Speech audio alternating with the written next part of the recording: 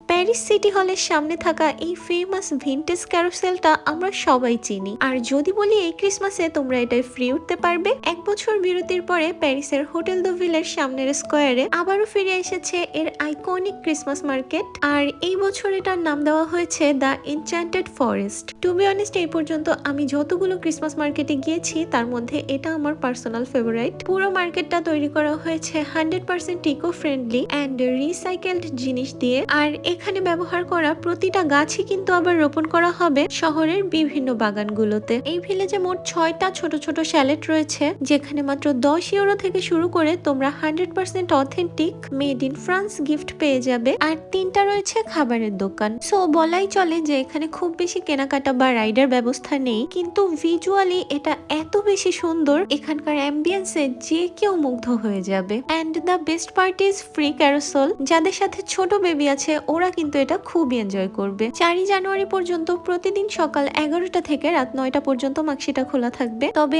আমি রেকমেন্ড করব late afternoon বা সূর্য ডোবার পরে যাওয়ার জন্য, কারণ সন্ধ্যায় যখন আশেপাশের সব লাইট গুলো জ্বলে ওঠে জায়গাটা সত্যিই পুরো ম্যাজিক্যাল হয়ে যায়। সো তোমরা কে কে যাচ্ছ বা অলরেডি এখানে গিয়েছো কমেন্টে জানিও। And for more videos like this don't forget to follow me.